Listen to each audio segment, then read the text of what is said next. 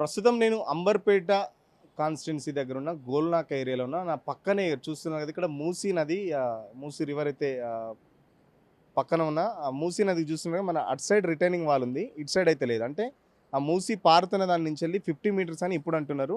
అసలు అటు నుంచి చూస్తే ఒక 10 మినిట్స్, 5-10 మీటర్స్ కూడా అటు సైడ్ అయితే లేదు.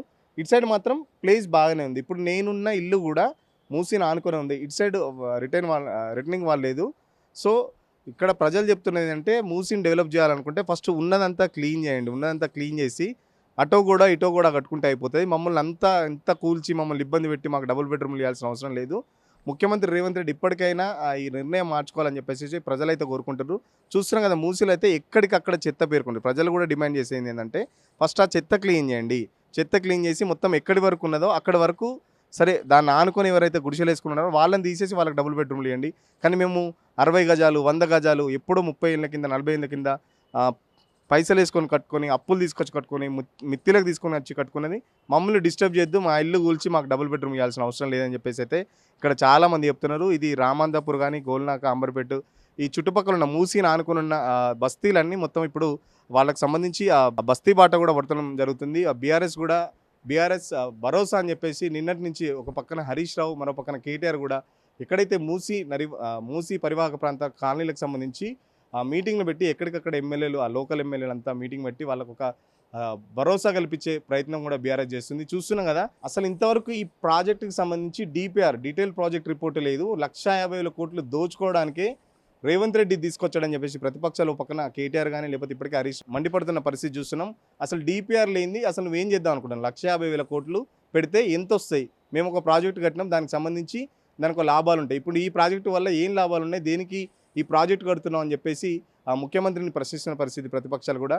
కానీ ముఖ్యమంత్రి ఇంతమంది తిడుతున్నా చేస్తున్నా కూడా కనీసం ముఖ్యమంత్రి వెనుకకు పోవట్లేదని చెప్పేసి జనాలు కూడా, మా ఇంత శాపనార్థాలతో నువ్వు ఆ ప్రాజెక్టు కట్టాల్సిన అవసరం ఏమున్నది? నువ్వు క్లీన్ చేసుకుంటే క్లీన్ చేసుకో, లేకపోతే లోతు నుంచి తీసుకో, అటో కూడా ఇటో కూడా కట్టుకో, డెవలప్ చేసుకోదాన్ని. ఉన్న ఇల్లులన్నీ కూలగొట్టి మాకు ఎక్కడో 30-40 కిలోమీటర్ల దూరంలో ఉన్న డబుల్ బెడ్రూమ్లు ఇస్తా అంటే మేమైతే వెళ్ళే పరిస్థితి లేదు. ఎందుకంటే మేము ఒక్కొక్కరు ఇంట్లో G+1 కానీ, G+2 కానీ, ఒక ఫ్యామిలీలో అయితే ఇప్పుడు నేను మాట్లాడుతున్న దాంట్లో ఒక ఫ్యామిలీలో 17 మంది ఉన్నారట. 17 మంది అంటే వాళ్ళకి ఎన్ని డబుల్ బెడ్రూమ్లు ఇవ్వాలి? 17 మంది కలిసి ఒకటే డబుల్ బెడ్రూమ్ ఇవ్వలేరు కదా. సో మేము ఎక్కడికి వెళ్ళే పరిస్థితి లేదు. మా జీవనాధారం ఇక్కడే ఉంది. మాకు హాస్పిటల్స్ కానీ, స్కూల్స్ కానీ, పిల్లలకు సంబంధించి అన్నీ దగ్గరలో ఉన్నాయి. సో మేము ఎట్టి పరిస్థితుల్లో వెళ్ళమని చెప్పేసి అయితే ఆ కాలనీ వాసులు అయితే చెప్తున్నారు. చూస్తాం, అది మూసీ రివర్ అనేది ఆ సుందరీకరణ ప్రాజెక్టు రేవంత్ రెడ్డి వెనుకడు వేస్తాడా, లేకపోతే దీన్ని ఎలా సార్ట్అవుట్ చేస్తాడనేది ఆ భవిష్యత్తులో చూడాల్సిన పరిస్థితి. ఎందుకంటే ఇప్పటికే మూసీకి సంబంధించి జనాల నుంచి చాలా వ్యతిరేకత వస్తుంది హైదరాబాద్లో కానీ, ఇప్పుడు ఈ చుట్టుపక్కల మూసీ పరివాహక ప్రాంతాల కాలనీలకు సంబంధించి ఎక్కడికక్కడ కాంగ్రెస్ లీడర్ని, లేకపోతే ముఖ్యమంత్రిని చూస్తున్నాం. యూట్యూబ్లలో కానీ, లేకపోతే సోషల్ మీడియాలో కానీ చాలా ఇష్టం వచ్చినట్టు తిడుతున్నారు. రేవంత్ రెడ్డిని చాలా వల్గర్ లాంగ్వేజ్లో తిడుతున్నారు. కాంగ్రెస్ పార్టీ మాత్రం ఇదంతా జస్ట్ ప్రతిపక్షాలు కుట్ర ఇస్తున్నాయి, వాళ్ళే మాట్లాడిస్తున్నారని చెప్పేసి నిన్న ఒక మంత్రి కూడా మాట్లాడితే దానికి కూడా బీఆర్ఎస్ వాళ్ళు కౌంటర్ ఇచ్చారు. వాళ్ళు బాధతో మాట్లాడుతున్నారు. వాళ్ళు వెనకాల ఎవరు ప్రతిపక్షాలు లేదు. డెఫినెట్గా వాళ్ళకు అన్యాయం జరిగితే మాత్రం ప్రతిపక్షంగా మేము వాళ్ళకు అండగా ఉంటామని చెప్పేసి కేటీఆర్, హరీష్ రావు చెప్తున్న పరిస్థితి. ఇప్పుడు నేను నిలబడ్డ ఇల్లు కూడా ఒక G+1 ప్లాన్ చేశారు. బట్ వాళ్ళు వదిలిపెట్టారు. డబ్బులున్న తర్వాత మేము కట్టుకుంటామని చెప్పి వాళ్ళు అంటున్నారు. చూస్తున్నాం కదా, ఇప్పుడు ఈ మూసీని ఆనుకొని ఇక్కడ చాలా వరకు అయితే ఉన్నాయి. ఇక్కడ వరకు వాళ్ళ ఆఫీసర్లు వచ్చి చెప్పారట, ఖచ్చితంగా మీ ఇల్లు పోతాయని చెప్పేసి జస్ట్ చిన్న మార్కింగ్ వేసిపోయారు. తర్వాత ప్రభుత్వం అంటే ఇక్కడ లోకల్ నుంచి వ్యతిరేకత రావడంతో మళ్ళీ ఆఫీసర్లు అయితే ఎవరు రాలేదని చెప్తున్నారు. వాళ్ళు డిమాండ్ చేసేందంటే, మీరు డెవలప్ చేయాలనుకుంటే దాని లోతు తీసి ఉన్న కాడికి అంటే ఏదైతే వెడల్పు ఉందో అక్కడి వరకు వాళ్ళు వెడల్పు తీసుకొని ఏ ఇల్లు కూల్చకుండా దాన్ని మాత్రం ఎంత డెవలప్ చేసుకుంటావో డెవలప్ చేసుకో.